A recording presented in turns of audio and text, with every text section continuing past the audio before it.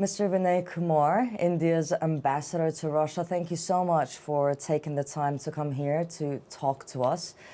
Now, I'd like to start first of all, of course, we know India is getting ready to celebrate one of its main public holidays, Republic Day, which is dedicated, of course, to the adoption of the Constitution. You're here, you're in Moscow. Are you planning to celebrate in any way, shape or form?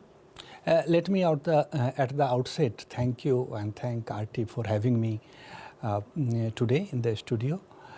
Indeed, this is going to be our 76th Republic Day, which we will celebrate on Sunday, 26th of January.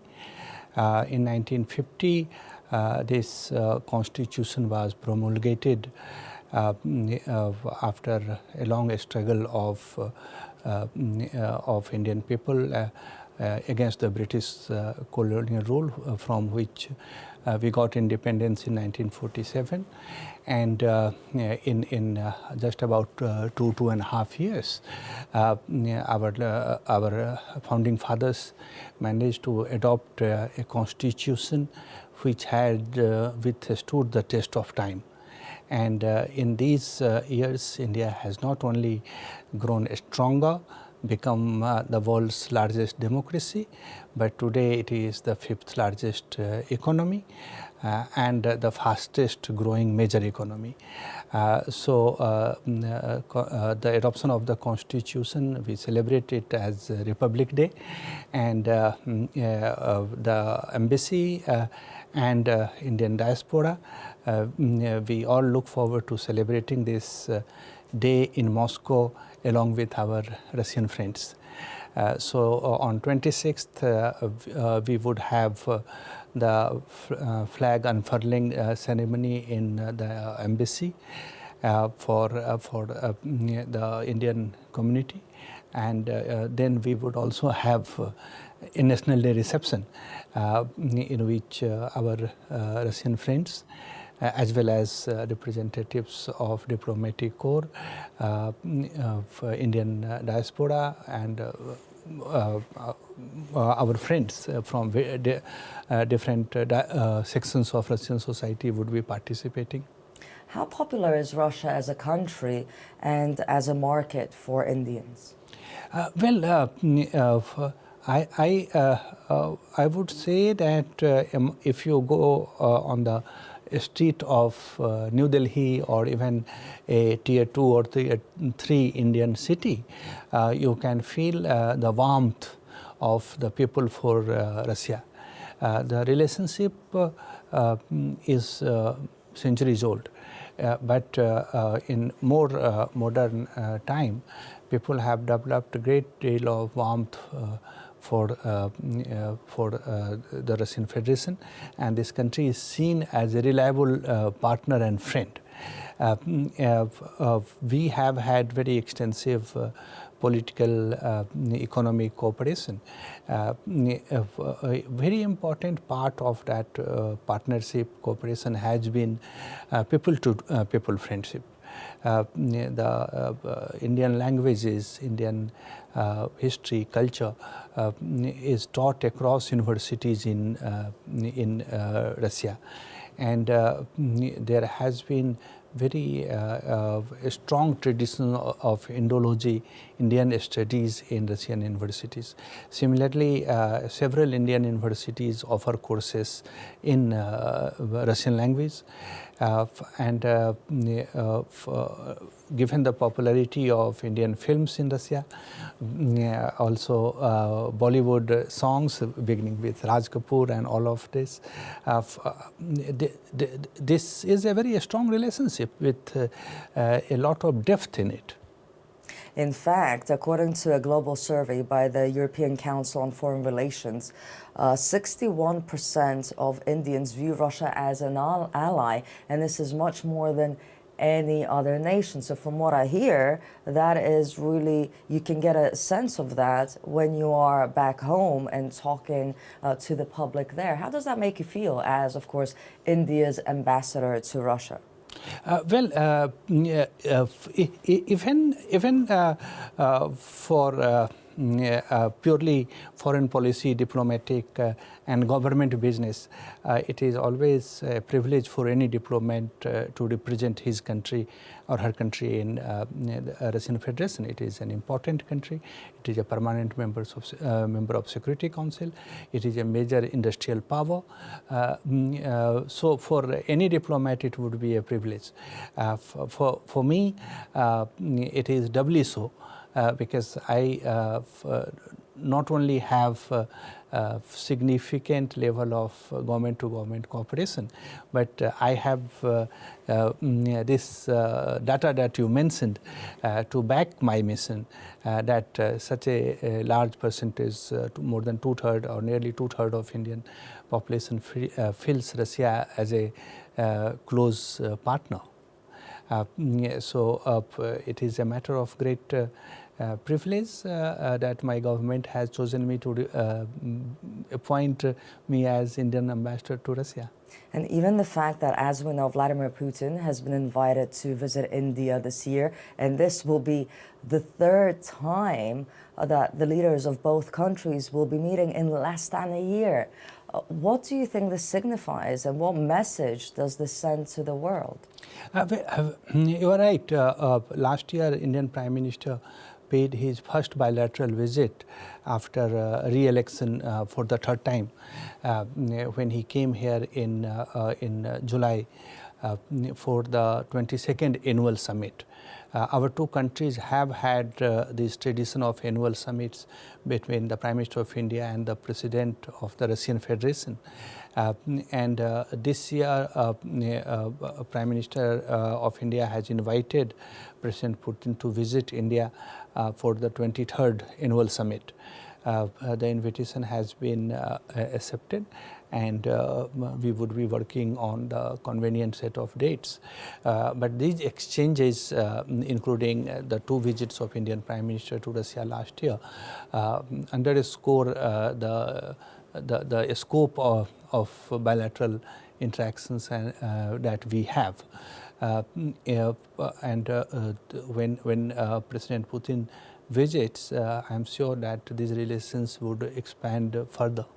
But what message do you think that sends, that they're meeting? It's the third time in less than a year. That's quite significant, right?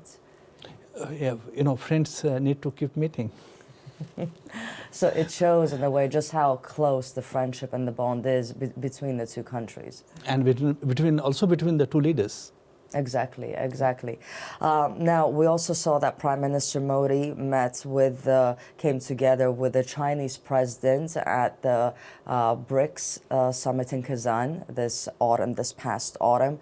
And we saw that there is a potential that Russia could help to improve their ties. Is that so? And in that case, in what way?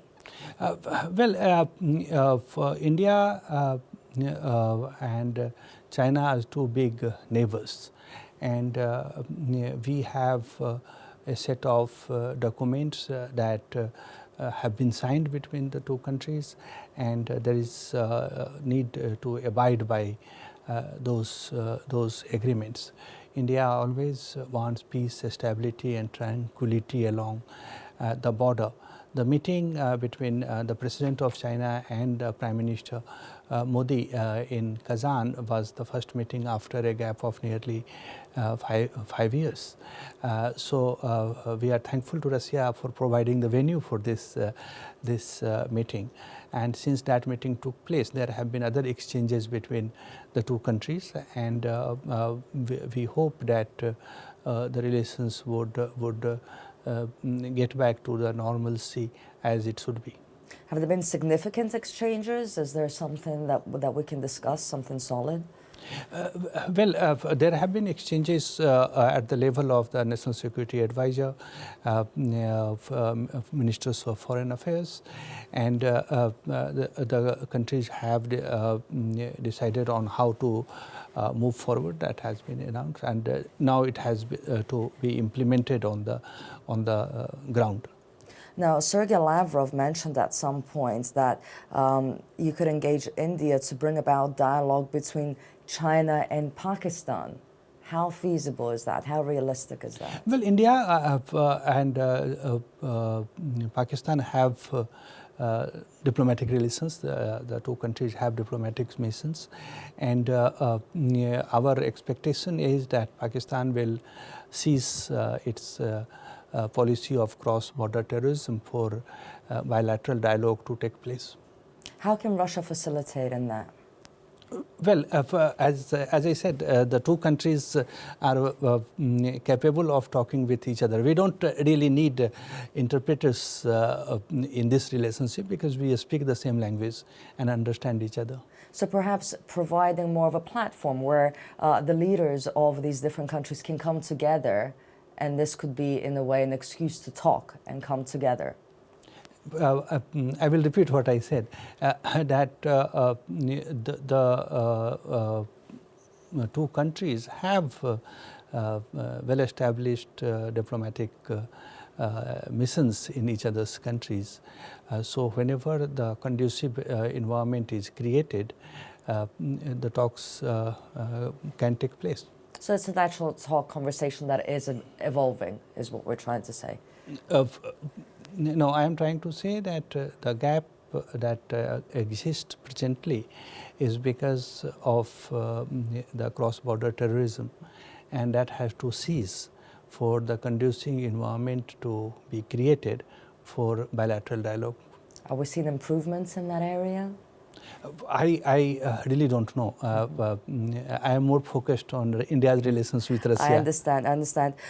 Let's talk a little bit about the Global South. As we know, it's of course the driving force in international economic relations and partnerships. What would you say? We know that of course there are geopolitical claims and economic claims against each other within countries in the Global South, yet they're somehow managing to work together, come together, cooperate despite their differences. Is this the essence of multiculturalism, and is BRICS, the format, sort of helping that? Yeah, BRICS is a very important format for economic cooperation among its member states. In particular, I would like to mention the New Development Bank, which has extended credit facilities of more than 35 billion for its members, and also others which have partnership relations with New Development Bank. Having differences among countries is not surprising. After all, countries are made of people, and people have their differences. So countries also can have differences. What is more important is the commitment to solve those differences through dialogue and diplomacy. And cooperation among the countries of Global South, partnership with them, is very important part of Indian foreign policy. So when India was chairing the G20 in 2023, African Union became a member, and we are very happy and proud of that achievement in that. During that year, 2023, we hosted 2 meetings of the countries of Global South. More than 100 countries at various levels participated in these meetings, and our purpose was to collate and compile the views of Global South on majority of the issues that concern them. We have continued that, and last year in 2024, in September, we held the 3rd summit of the Global South. The purpose is that in this evolving situation in the world, in the transition that we are going through, given the resources, population and importance of Global South, their voice must be kept at all the appropriate places where decisions are taken.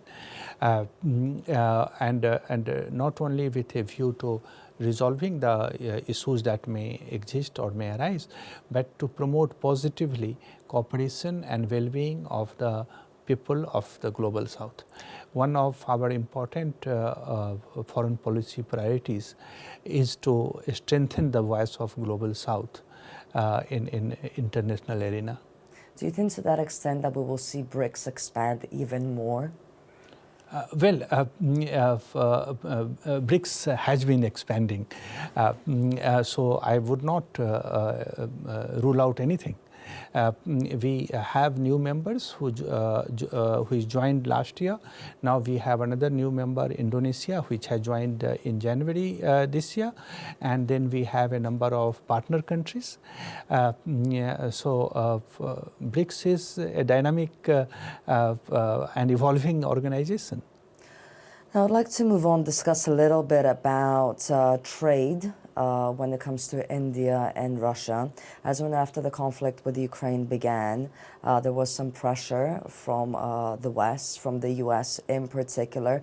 There were reports claiming that the U.S., for example, was exerting pressure on India into abandoning its friendship with Russia. How accurate is this? I will tell you that we are a very ancient civilization, and we are very autonomous in our thinking, and our cultural and civilizational mooring foundation is Vasudhaiva Kutumbakam. The whole earth is one family. In that, friendship with all is our motto, and Russia has been a very important partner through the decades. So there is no question of abandoning friendship or partnership or cooperation. Well, there was again speculation that we saw some reports that the latest U.S. sanctions, for example, on oil, Russian oil, impacted the trade ties, right, with Russia once again. There were reports that Indian refiners, for example, stopped dealing with U.S. sanctioned oil tankers and entities. Is that fake news? The policy of the government is to provide to the Indian people affordable and sustainable means of energy. Because energy security is one of the most important priorities for the socio-economic development of the country. Companies import oil, crude from whichever sources they find the most competitive price-wise and most sustainable. I am sure that this trade on the commercial basis as it has been going on will continue, and the commercial decisions will be taken by the companies on mutual interest. As we speak, the Russian crude continues to flow into India.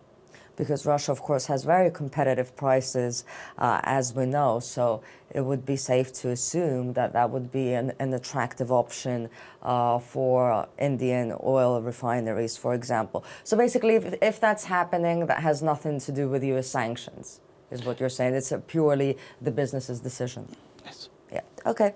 70%, I'd like to add, of trade turnover between Russia and India is already being serviced in national currencies. Do you think that percentage will grow? I think so. It is policy of both the governments to promote trade settlement in national currencies. This is also necessary for a strengthening of the national currencies and wider acceptability. So that policy will continue. Well, this is not something that the West will like, as we work in our interest for the well-being of people of India. I see. Moving on, would like to talk about free trade agreements. Do you think we will see more free trade agreements within BRICS, for example? Well, I don't know, I can't answer that question. Economic cooperation is certainly expanding. There is currently focus on trade facilitation, removal of non-tariff barriers, cooperation between the customs authorities for streamlining of the process of custom clearance, documentation, etc. We have had exchanges for free trade negotiations with Eurasian Economic Union. I think that there would be more progress on that front during the course of the year. How could something like this transform the market? I would not predict how much a market will be transformed. What I know and see that the two economies are largely complementary in nature. And so it would be to the mutual advantage of the two economies to cooperate with each other. Is this what we're seeing, that we're literally seeing the world change as we're seeing new partnerships and again, different countries emerging and becoming stronger? We are seeing that the global power dynamics are really shifting. Well, we have said for a very long period of time, at least for several decades, that the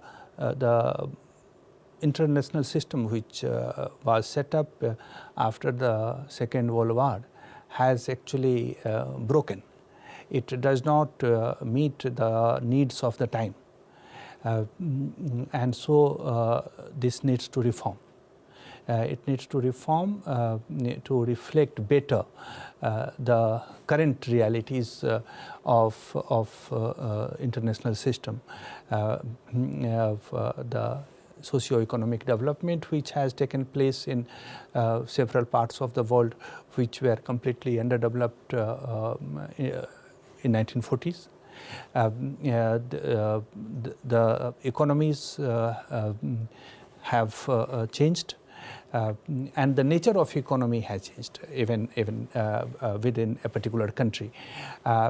So the wisdom that is being called upon is to wait for this system to completely break down and lead to major crisis, or to reform it, transform it through collective action and cooperation among the major countries to meet the demands and the needs of the future. Like you said, that India has been saying it for decades. Russia as well has been saying it for decades, which was some African countries saying that. Why do you think it's come to the forefront now more than ever? It's become more apparent, it seems, to everyone. You know, there is a time when it comes to, in phase, and it has come in phase now because of the changes that we have seen in last couple of decades. In particular, the growth that has taken place in several Asian countries, particularly China and India, the difficulties that are being faced in Europe, the growth in Africa. So there are multiple factors, but the real thing is not that it is being talked about more. Real thing is how willing the major powers, those who constitute the power centers after the World War II, how willing they are to reform it. Absolutely. Now, there has also been a push for India to get a permanent seat at the United Nations Security Council, and Russia has, of course, voiced its support for that to happen. Are we getting any closer towards that happening? Well, there is greater appreciation for sure that Security Council, various institutions, not only Security Council, but including Security Council, need to be reformed. There is wide acceptance that countries from the global south, including India, need to be represented in the council. We are of course grateful to Russia for being actually the first country to officially, formally and publicly voice support for India's permanent membership of Security Council. We hope that the same and similar support also comes from major countries for actioning this support, for taking action to reform the system and do that through the prescribed procedure under the UN Charter. It sounds almost ridiculous that you're not already a member. But you know, ridiculous things also happen in the world. We need to deal with that. Absolutely. Another something ridiculous that happened. Indian officials have spoken out against Meta and its CEO, Mark Zuckerberg, over recent statements that he made, allegations that the COVID pandemic led to an erosion of trust in New Delhi. He later apologized for that comment. But why do you think he made such a remark? I can't answer that question honestly, why he made, because only he can answer that. What is important is that such statements are factually incorrect, because the success of the government of India in handling this pandemic was reflected by the third term that Prime Minister got when the elections were held last year. So that itself shows how well the pandemic was addressed, given all the difficulties, but including the international cooperation that we promoted and helped a large number of countries of global south and others to address the problems caused by the pandemic. But don't you think this shows the sort of vulnerability that countries have when you have social media, major media giants that are based in the US, and of course, whether they like it or not, their voices and what they portray on international platforms and in other countries is based on Washington's line? What I would say that misinformation and disinformation is a very serious issue now, particularly now, because all of us get so much of information through social media on one-to-one basis. I mean, I interact directly with the news sources, including social media, and everybody is doing that, rather than a community-based, like a newspaper will come and all of us will read that same newspaper, or we watch the same channel or similar channel. Here, every individual has his own source, and it is self-replicating, in the sense you watch one kind of news, then the more of the similar kind of news come to you. So they in fact self-validate themselves, and this problem is for all the countries of the world. It is not geographically limited, and so we see some countries now banning social media for children and taking those kind of steps. This is a challenge that all of us have to address collectively, because it affects everybody. Perhaps more diversity and where some of these powerhouses come from, or maybe where they're located, to spread them out a little bit around the world so that they're more multicultural and they don't come from one source. I agree with you, yes. The access to information is one of the vital rights for the citizens to make right choices. So the more inclusive it is, the more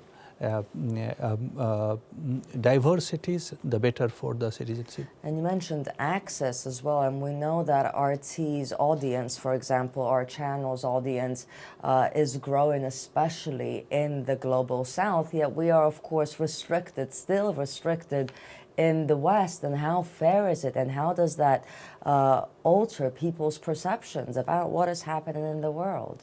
The fact that I am here and the fact that RT is present in India and is accessible to the Indian public shows our views about the freedom of press.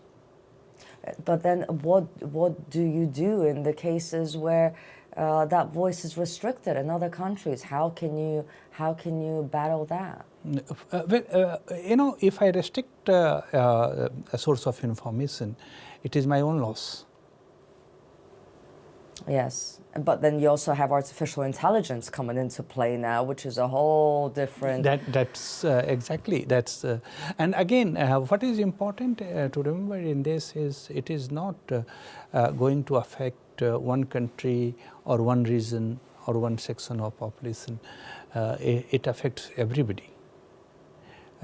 Sometimes maybe more, sometimes maybe less, but this issue of restrictions and disinformation and misinformation is a global phenomenon.